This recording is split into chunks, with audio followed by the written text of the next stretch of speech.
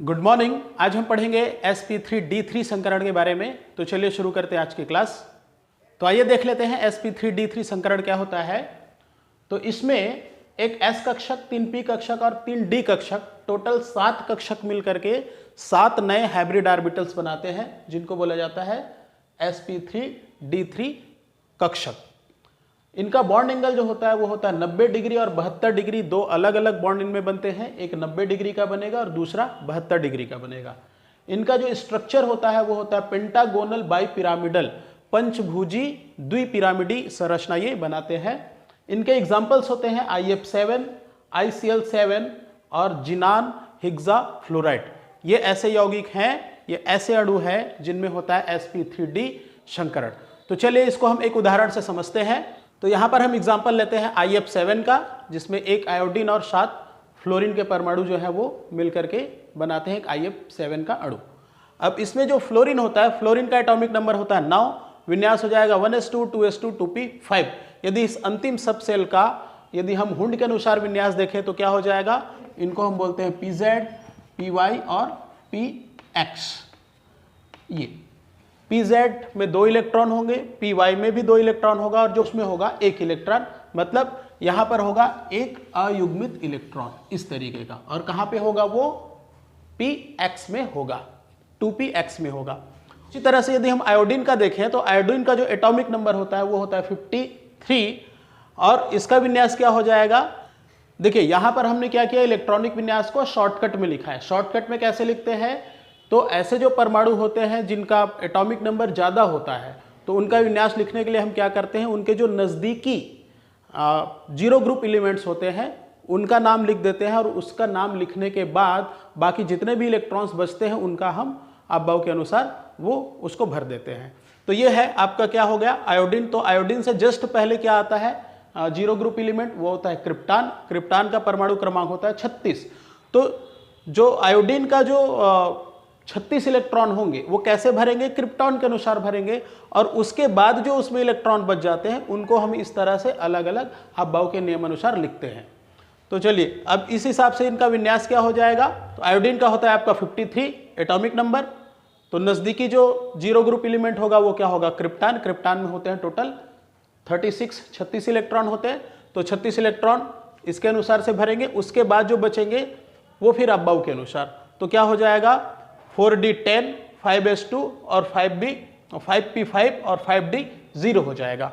Electron को आप count कर लीजिए, 36 इलेक्ट्रॉन ये हो गया, 10 ये 46, 48 और 5 53, टोटल हो गए आपके 53। तो इसका विन्यास कैसे होगा, इस तरीके का। अब मान लीजिए जो अंतिम कोश है, ये अंतिम कोश कौन सा, मतलब जो 5वां कोश होगा ये, इस कोश में कौन कौन से ऑर्बिटल हैं आपके, 5s2, 5p और 5d, इस तरीके का। यदि इसको हम हुंड के अनुसार लिखें तो ये s के लिए हम बना देंगे एक ऑर्बिटल, इसमें भरागा आपका 2 इलेक्ट्रॉन। ये 5p है, p के लिए 3 डिब्बे बनेंगे, 3 ऑर्बिटल होंगे और इसमें टोटल 5 इलेक्ट्रॉन। तो ये हो जाएगा 1 2 3 4 और ये 5 इलेक्ट्रॉन। और d जो है वो खाली है आपका, उसमें कोई भी इलेक्ट्रॉन नहीं है। तो ये जो अवस्था होगी, इस अवस्था को हम क्या बोलते हैं, इसको हम बोलते हैं ग्राउंड स्टेट या सामान्य अवस्था। ये ठीक है, क्या बोलेंगे इसको, ग्राउंड स्टेट या सामान्य अवस्था। अब इसके बाद फिर क्या होगा, सेम वही प्रोसेस जैसे हम अभी तक संकरण करते आए हैं वही मेथड चलेगा। इसमें भी क्या होगा, जैसे आयोडीन को थोड़ी सी एनर्जी मिलती है, जैसे ये एनर्जी एब्जॉर्व करता है तो क्या होता है कि इसके जो इलेक्ट्रॉन्स होते हैं वो कहाँ जंप कर जाते हैं, उसी कोश के रिक्त ऑर्बिटल में। ठीक है, ध्यान दीजिए, उसी कोश के रिक्त ऑर्बिटल में जंप करेंगे, किसी दूसरे कोश में जंप नहीं करेंगे। उसी कोश में क्यों करेंगे, दूसरे कोश में क्यों नहीं करेंगे, उसी कोश में इसलिए करते हैं क्योंकि उनकी ऊर्जा लगभग बराबर होती है। दूसरे कोश में इसलिए नहीं कर सकते कि वहाँ की ऊर्जा जो है वो ज़्यादा डिफरेंट होती है। ठीक है, उनकी एनर्जी लेवल में बहुत ज़्यादा फर्क होता है, इसलिए वो दूसरे कोश में जंप नहीं करेंगे, उसी कोश में जंप करेंगे जिस कोश में वो रह रहे हैं। ठीक है, तो ये ऐसा होता है। तो अब जैसे ही इसको एनर्जी मिलेगी तो क्या होगा, यहाँ से देखिए 2s का इलेक्ट्रॉन, सॉरी 5s का इलेक्ट्रॉन कहाँ जंप करेगा, एक इलेक्ट्रॉन जंप करेगा आपका 5d में और यहाँ से 5p से 2 इलेक्ट्रॉन जंप करेंगे आपके 5d में ही। मतलब टोटल 3 इलेक्ट्रॉन जो है वो जंप कर जाएंगे d कक्षक में।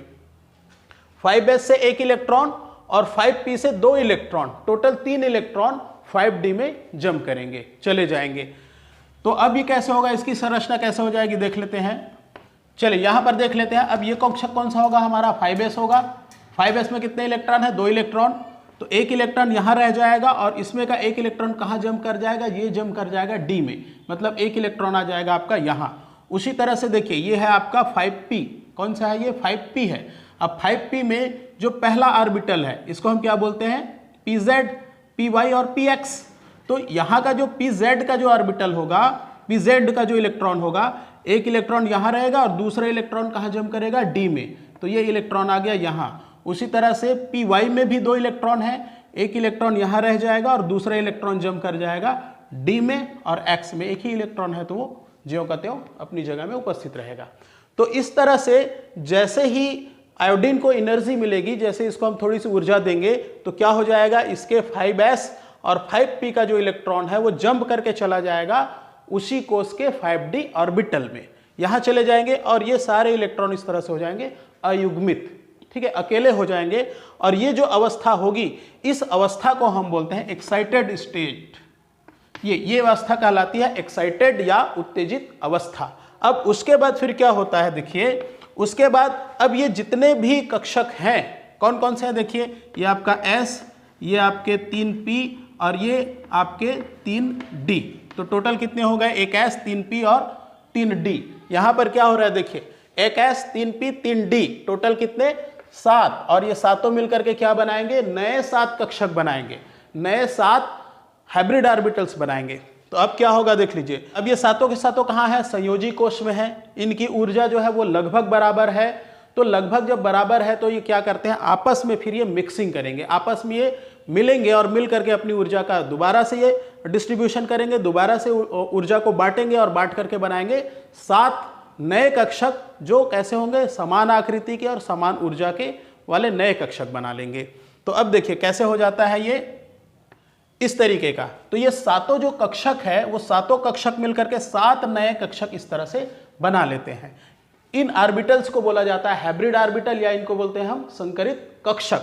अब ये 7 इस तरह से हो गए और सब में क्या होगा, इस तरह से एक एक इलेक्ट्रॉन इस तरह से उपस्थित रहेगा। प्रत्येक जो कक्षक है वो क्या कहलाएगा, sp3d कक्षक कहलाएगा, और सब की ऊर्जा क्या होगी, एक जैसी।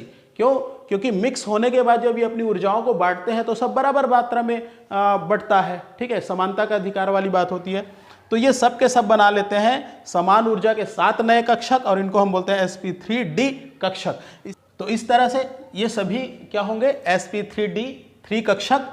तो ये सातों जो होते हैं वो होते हैं हमारे हाइब्रिड ऑर्बिटल्स, जिसमें इनका आकार और ऊर्जा जो है एक समान होती है, और इस अवस्था को हम बोलते हैं हाइब्रिड स्टेट। ये कहलाएगी आपकी संकरित अवस्था। अब इसके बाद क्या होता है, देखिए कि ये जो सातों के सातों ऑर्बिटल्स हैं जिनकी एनर्जी क्या है, बराबर है, एक जैसी, और सातों के सातों में देखिए एक एक इलेक्ट्रॉन, एक एक अनपेयर इलेक्ट्रॉन उपस्थित है। तो अब ये सातों कक्षक क्या करते हैं, जो हमारे पास फ्लोरीन है, टोटल कितना है 7 फ्लोरीन, और प्रत्येक फ्लोरीन में होता है एक अयुग्मित इलेक्ट्रॉन। तो अब ये सातों जो अयुग्मित इलेक्ट्रॉन है जो कहाँ पे है, हाइब्रिड ऑर्बिटल्स में है। इन हाइब्रिड ऑर्बिटल से जो फ्लोरीन का px ऑर्बिटल है वो कर लेता है ओवरलैपिंग। किसमें ओवरलैपिंग होगी, इन हाइब्रिड ऑर्बिटल्स में। और जो f फ्लोरीन है, फ्लोरीन के px ऑर्बिटल, क्योंकि उसका अंतिम इलेक्ट्रॉन यहीं पे होगा, जो अयुग्मित इलेक्ट्रॉन है यहीं पे होगा। तो हाइब्रिड ऑर्बिटल और फ्लोरीन के px ऑर्बिटल में ओवरलैपिंग होती है। जैसे ओवरलैपिंग होती है तो इलेक्ट्रॉनों की पेयरिंग होती है और यहां पे बन जाता है एक बॉन्ड। अब ये कैसे बनता है देखिए, तो इस तरह से जो हाइब्रिड ऑर्बिटल्स हैं उनमें उपस्थित जो अयुग्मित इलेक्ट्रॉन होता है, उन सभी अयुग्मित इलेक्ट्रॉन के साथ सातों जो फ्लोरीन होता है, इस तरह से एक फ्लोरीन यहाँ पे जुड़ जाता है, दूसरा फ्लोरीन यहाँ पे, और इसी तरह से सातों के साथ जो फ्लोरीन होते हैं वो इनके साथ ओवरलैपिंग कर लेते हैं, और ओवरलैपिंग करके इनमें इलेक्ट्रॉनों का जोड़ा बन जाता है, और इस तरह से एक नया बॉन्ड यहाँ पे ये फॉर्म कर लेते हैं। तो ये जो अवस्था होती है जिसमें क्या हो रहा है, परमाणु ऑर्बिटलों में ओवरलैपिंग हो रहा है और इलेक्ट्रॉनों की पेयरिंग हो रही है, इस अवस्था को बोलते हैं ओवरलैप्ड स्टेट, या इसको हम बोलते हैं अतिव्यापित अवस्था। अब इसके यदि हम संरचना देखें तो ये कैसे होगा, आइए देखते हैं। जैसे हमारे पास कौन सा अणु है IF7, अब इसमें सेंट्रल एटम कौन सा हो जाएगा आयोडीन, तो ये आयोडीन जो है वो बीच में रहेगा और उसके बाद इसमें इस तरह से 5 जो फ्लोरीन परमाणु है 5 अलग अलग दिशाओं में इस तरह से व्यवस्थित होते हैं और ये कौन सी जगह पे रहना चाहेंगे जहां पर इनको कम से कम प्रतिकर्षण हो। ठीक है, क्यों? क्योंकि ये जो संकरित कक्षक होते हैं इनमें होता है प्रतिकर्षण, ये हमने संकरण के नियम में पढ़ा है। तो ये कहाँ रहना चाहेंगे? ऐसी जगह रहना चाहेंगे जहां पे इनको कम प्रतिकर्षण महसूस हो। तो ये जो पोजीशन होता है यहाँ पे ये कम प्रतिकर्षण महसूस करते हैं। और दो जो फ्लोरीन होता है वो होता है इस तरह से, एक ऊपर में रहेगा तल के ऊपर में और एक रहता है तल के जस्ट नीचे इस तरीके से। तो टोटल ये 7 जो फ्लोरीन होते हैं इस तरह से ये अरेंज होते हैं। और यदि हम इसकी संरचना को देखें तो ये इस तरीके का हो जाता है ये। तो इस जो संरचना है इसको बोला जाता है पेंटागोनल बाइपिरामिडल, क्योंकि ये दो जो फ्लोरीन होते हैं वो पिरामिड की तरह तल के ऊपर और नीचे रहते हैं और बाकी जो 5 फ्लोरीन होता है वो एक प्लेन में इस तरह से अधिकतम दूरी पर व्यवस्थित रहते हैं। और इनका यदि हम बॉन्ड एंगल देखें तो इनका ये जो बॉन्ड होता है ये बॉन्ड हो जाता है आपका 72 डिग्री का, और जो प्लेन के ऊपर और नीचे होते हैं ये जो है इनके बीच जो बॉन्डिंग होती है ये होती है 90 डिग्री की। इस तरह से इसमें 2 प्रकार के बॉन्ड बनेंगे, 90 डिग्री और 72 डिग्री, और स्ट्रक्चर हो जाएगा आपका पेंटागोनल बाइपिरामिडल, या जिसको हम बोलते हैं पंचभुजी द्विपिरामिडी। तो ये होता है आपका sp3d3 संकरण। तो चलिए आज की क्लास में इतना ही, बाकी हम पढ़ेंगे नेक्स्ट क्लास में। Okay, thank you.